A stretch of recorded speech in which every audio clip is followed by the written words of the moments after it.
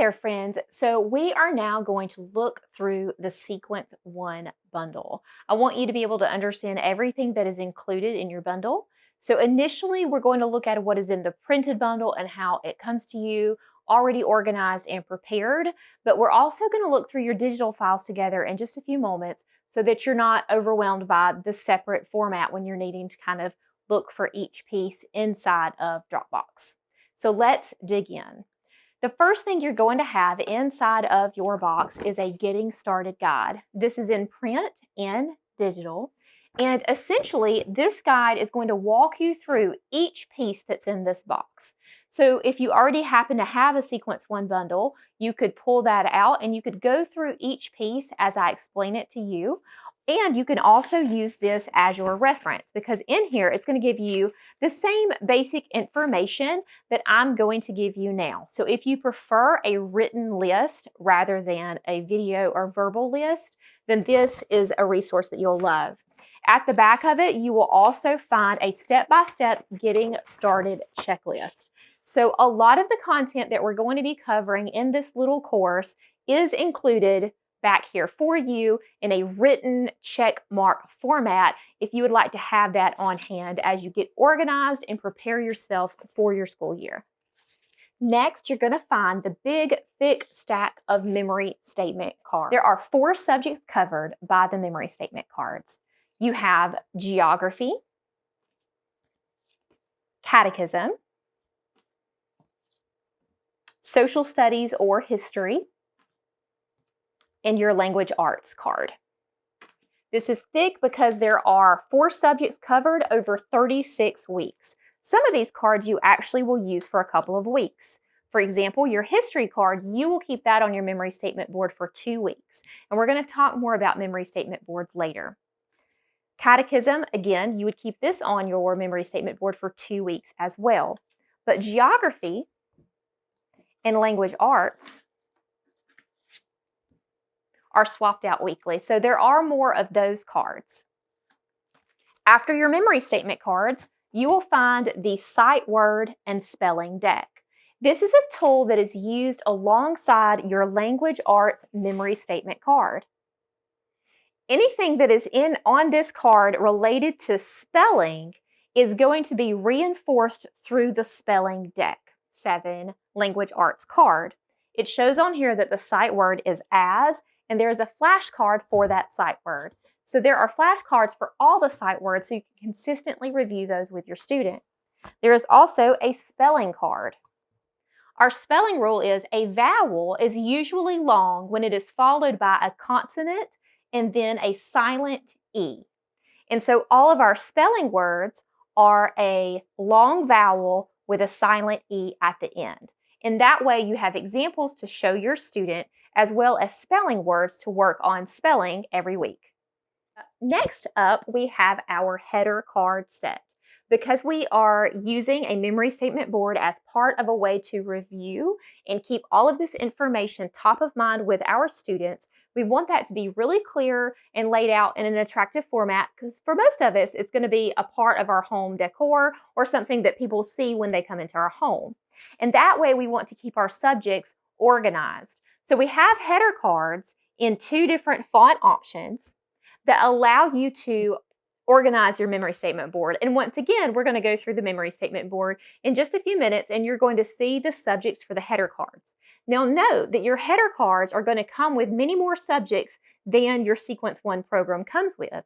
It's going to come with subjects that are unique to other gentle classical programs, and it's going to come with header cards that are not in any gentle and classical program. And that's because if you have decided to create a memory statement board in your room or just a board that has information you're currently working on or you want to review, we want to make sure that that is able to be cohesive and attractive in your home. So if you're doing Latin or something along those lines that is not covered in a gentle classical program, then you're going to be able to find a Latin header card in here anyway. That way it all looks really nice and you're not having to piecemeal things together yourself.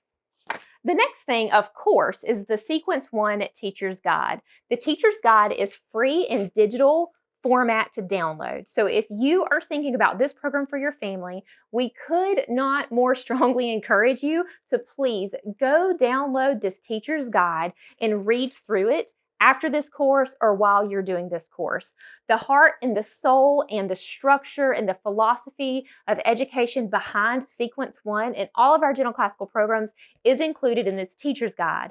Additionally, inside the teacher's guide, there are unit overview pages that give the construct or the at a glance format so that we can see everything that we're doing for all 36 weeks of the program.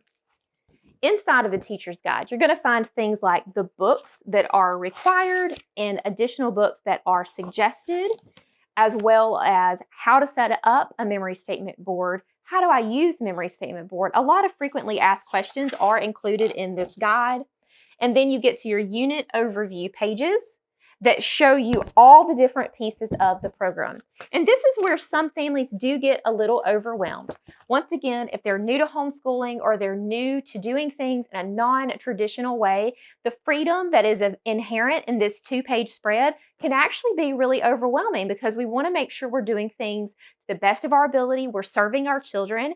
And so that's why we've created this course, is as we work through this course, we're going to go through each little section that's on this page, and we're going to discuss why it's there, how to use it, or how to ignore it if it's not what you need for your students or the season that you're in. And lastly, our hefty student notebook is included. So if you have more than one student and you want print, you can also order additional student guides so that each one of your students has their own student notebook. So let's look through the student notebook really quick. On the front of the student notebook, there's a little place at the bottom for your child to write their name or you to write their name for them. And you will notice oops, I got smashed. There are 4 tabs on the student notebook. One says dailies, one says geography, one says history, and one says appendix. The dailies section of the student notebook is UV coded so that you can use a dry erase marker directly on these pages. So if you've used earlier programs with the Gentle and Classical Press, like our preschool or our kindergarten primer program, you're probably familiar with our preschool morning binders and our kindergarten morning binders. Well, once we get to 1st grade, a lot of the skills that are included in those morning binders aren't quite needed for our students anymore, in 2nd grade for that matter. But the daily pages are really good for reviewing basic skills and just getting warmed up and getting into the day. So we've taken the pages that are always those core pages that you leave in your morning binder all year long, and we've included them in the Sequence 1 student notebook. Now, if you are using this as a whole family history program, you're going to want to disregard these first pages. You're probably not going to need your 4th, 5th, or 6th grader to practice writing his name or making note of his emotions or observing the weather every day. So you don't have to use these front pages, and there are only 8 of the pages. So if you need to disregard them, you can. As mentioned, these pages are UV laminated, so you can use a dry erase marker, but we do encourage you to write and then go ahead and wipe with a microfiber cloth so that the pages don't stain. We have had a few instances with a few lines being left on the page because of not wiping them away right away. So we complete this page, wipe, and go to the next page.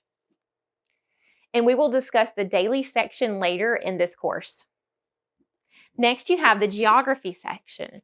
We do seek to learn the names and the capitals of all 50 states and many of the U.S. territories as well. And a core book that we have that we'll talk about later when we discuss books helps to provide all the information that your student will need to complete the front and the back of these student notebooking pages. Now, you'll notice on ours that not everything is completed, and that's because my students are in 1st and 2nd grade, and they're not strong writers. So you get to make the decision whether you want your child to complete everything that's on this page or just complete a couple of facts and then move on. For our family, we focus on the illustrations and we discuss, and we leave the areas blank that require a lot of handwriting. If I had strong handwriters in the 1st and 2nd grade, I would have them copy the information from the book. So you get to make that decision. Next is the history section. With the exception of a couple of topics, all topics are covered over 2 units. So here we have units 1 and 2, which means that if you're doing 1 unit per week, which is the suggested pace, that you will have 2 units to complete the suggested activities in the workbook pages that are included here. So there is a list of suggested activities. There are lists of expansion books that make the content a little bit more challenging for your 4th, 5th, and 6th graders that you may be including in these studies. And then there are other books and videos as well. You'll find a convenient QR code that you can scan with your phone and bring up a page on our blog that allows you to click the video links for each one of the units. And it is organized by units, so it's very easy to reference. Every once in a while, there will be online instructions for some of the suggested activities, and you'll be able to find videos or links for any printables that you'll need through that QR code as well. Each unit has its own type of notebook page. For Unit 1 and 2, there is a map activity. Then there is copywork, where you would have your student trace and then write on 2 separate days over the 2-week period. And these are our memory statements that reflect the content from your memory statement card. So some families really like to use copywork as a way to affirm handwriting lessons and punctuation lessons and correct complete sentences, and some families don't. So if the memory statements are important to your family and you want your child to understand and be able to recite these facts, and you want to be able to combine that with a little bit of handwriting practice, the copywork is probably a good fit for your family. And next, for each unit, you have a narration page. So because this program is generally paced for 1st and 2nd graders, we give a pretty large area for a drawn illustration and then a small area for them to write or narrate to you and let you write what they've illustrated above, telling what they learned from that unit that they found most interesting or most memorable or most impactful. If you have older students, you might consider after they do this, rather than have them writing just 2 or 3 sentences at the bottom, that you would have them write longer written narrations based on what you expect from your student, based on their age and their abilities. And then we go from there. We go through all 36 units, and every unit has its own extra book list and video list, a number of suggested activities, a Beef It Up Top Pick, which is a heftier book with a lot of nonfiction information and a ton of activities, again, directed for our 4th, 5th, and 6th graders, a worksheet, copywork, and a narration page. And then at the very end of the book, you're going to find the appendix. You're going to find helpful things like map keys and the answers to any of the worksheets. A supplemental tool that is not included in the bundle but is available separately are the Sequence 1 planning grids. We tend to feel like there are 2 types of homeschoolers. The homeschoolers that really feel very constrained by a schedule and they want to make their plans themselves, and a schedule just makes them feel pressured and stressed out. That's actually how I feel about schedules. So initially, with all of our programs, we did not offer any type of scheduling or grids whatsoever because we wanted to give you the freedom and the flexibility to do whatever fit your family best.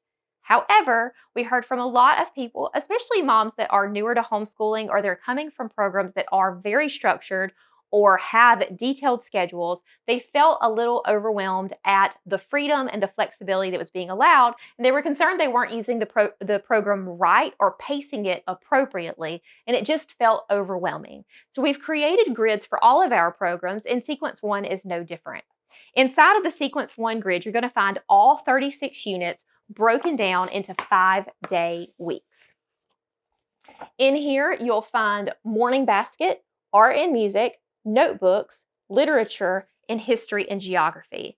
And we take all the content of the Sequence 1 bundle plus a little bit of content from other programs that are completely optional, and we'll discuss that in just a few moments. And we break it down into a 5-day week for you, covering all of your subjects. And all you're going to need to add is your reading instruction for children that are still learning to read, math instruction on your child's grade level, and then science if you choose to add that to your school year this year. And there you have it. That is the contents of the Gentle and Classical Sequence 1 bundle and the optional planning grid.